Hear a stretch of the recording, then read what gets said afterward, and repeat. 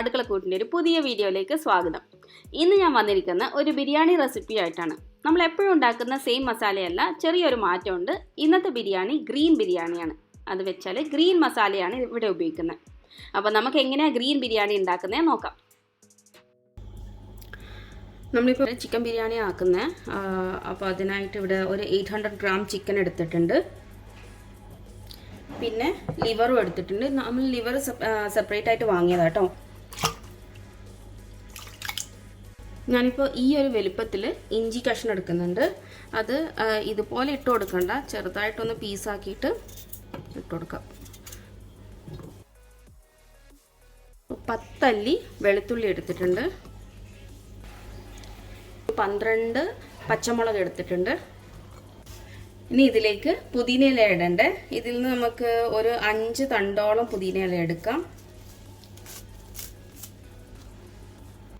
ഇത് ഒന്ന് ചെറുതായിട്ട് പീസാക്കിയിട്ട് നമുക്കിതിലേക്ക് ഇട്ട് കൊടുക്കാം.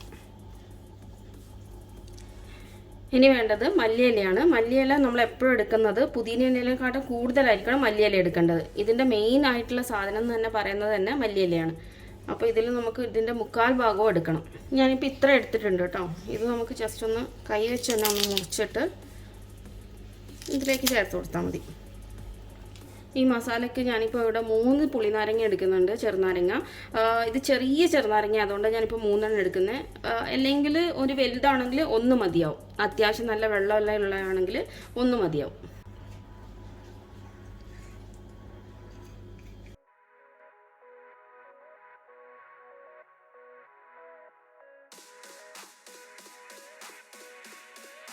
ഇതിൻ്റെ കുരു ഇതിൽ വീഴാതെ ശ്രദ്ധിക്കണം.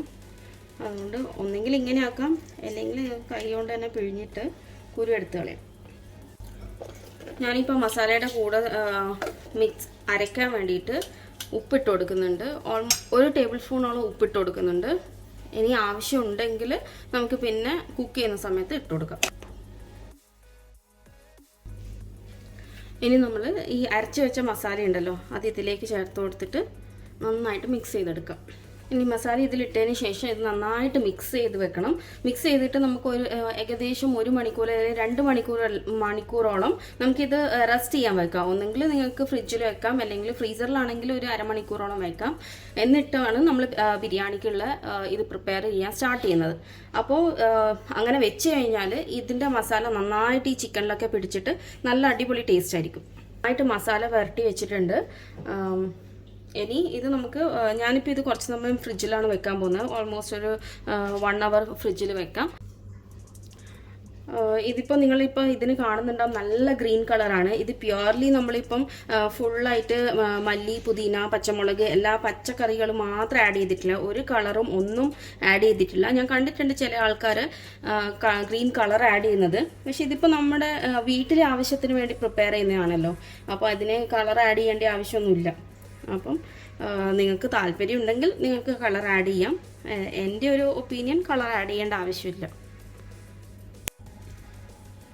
ചിക്കൻ്റെ മസാലയാക്കാൻ വേണ്ടി 2 തക്കാളിയും അതുപോലെ 3 ഉള്ളിയും എടുത്തിട്ടുണ്ട്.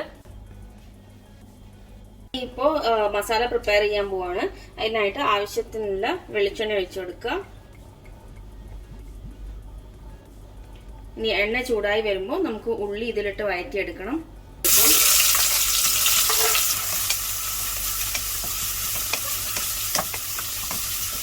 ഉള്ളി വഴറ്റുന്ന സമയത്ത് തന്നെ നമുക്ക് ഒരല്പം ഉപ്പിട്ട് കൊടുക്കാം. അപ്പോൾ പിന്നെ നമുക്ക് പെട്ടെന്ന് അതൊന്ന് വാടി കിട്ടും. അപ്പോൾ ഉള്ളി ഇപ്പം നന്നായിട്ട് വഴറ്റിയിട്ടുണ്ട്. ഇനി ഇതിൻ്റെ കൂടെ തക്കാളി ചേർത്ത് കൊടുക്കാം.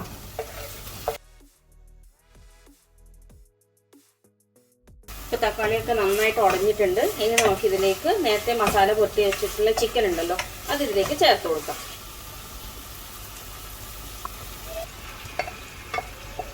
ഈ ചിക്കനും ഉള്ളിയും തക്കാളിയും ഒക്കെ നന്നായിട്ട് മിക്സ് ചെയ്ത് കൊടുക്കാം. എല്ലാം മിക്സ് ചെയ്തതിന് ശേഷം ഇതിന്റെ ഉപ്പും എരിവും ഒക്കെ ഒന്ന് നോക്കാം. ഇത് എന്തെങ്കിലും കുറവുണ്ടെന്ന് തോന്നുകയാണെങ്കിൽ നമുക്ക് ഈ സമയത്ത് നമുക്ക് ഇതിലേക്ക് ഉപ്പ് ഇട്ട് കൊടുക്കാം. അതുപോലെ തന്നെ എരിവിന് വേണ്ടി കുറച്ച് കുരുമുളക് പൊടിയും കൂടി ചേർത്ത് കൊടുക്കാം കേട്ടോ. ഈ പാത്രത്തിൽ ഞാൻ ഒരല്പം വെള്ളം ചേർത്ത് കൊടുത്തിട്ട് ഈ മസാല എല്ലാം കൂടി ഒന്ന് ഇതിലേക്ക് ചേർത്ത് കൊടുക്കുന്നുണ്ട്.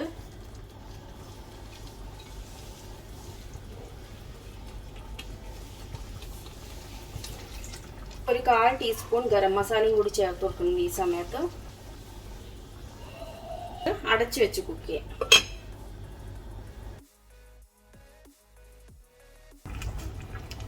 അപ്പോൾ നമുക്കിവിടെ ബിരിയാണിക്കുള്ള മസാല റെഡി ആയിട്ടുണ്ട്. അത് കുറച്ച് ചാറോടെ തന്നെ വെക്കുന്നതായിരിക്കും നല്ലത്. അപ്പോഴേ ഫുള്ളായിട്ട് നമ്മുടെ ചോറിൽ മിക്സ് ആയി കിട്ടുള്ളൂ.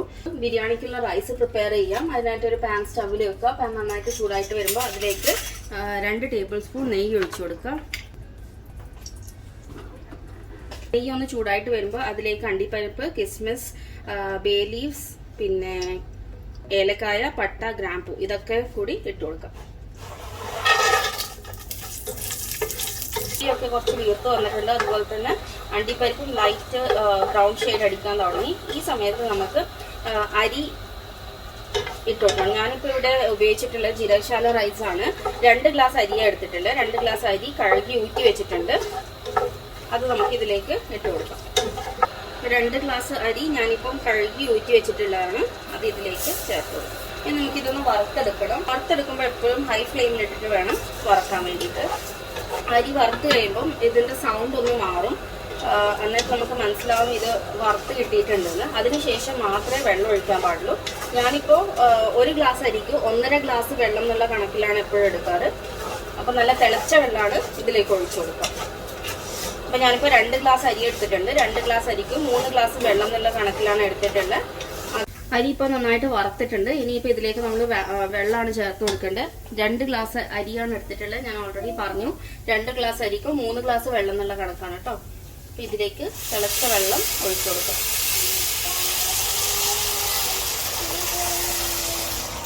ലോ ഫ്ലെയിമിലിട്ടിട്ട് വേണം കുക്ക് ചെയ്യാൻ വേണ്ടിയിട്ട്. കുക്ക് ചെയ്യുന്നതിന് മുന്നേ ഇത് അടച്ചു വെച്ച് കുക്ക് ചെയ്യുന്നതിന് മുന്നേ ഇതിലേക്ക് ആവശ്യത്തിനുള്ള ഉപ്പ് ചേർത്ത് കൊടുക്കാം.